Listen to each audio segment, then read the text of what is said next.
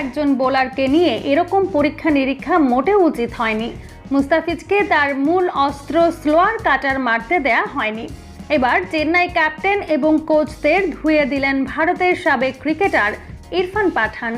আরেকটি ম্যাচ হেরেছে চেন্নাই। ম্যাচ হারের সবচেয়ে বেশি দায় বাংলাদেশের মুস্তাফিজের।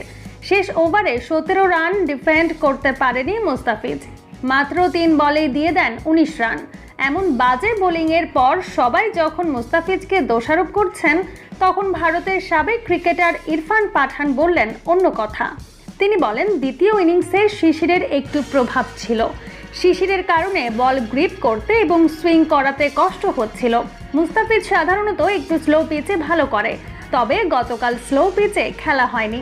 তবে যত যাই হোক, আমার কাছে অবাক লেগেছে মুস্তাফিজকে তার পছন্দের স্লোয়ার কাটার করতে না দেয়া, তাকে দিয়ে সোজা বল করানো।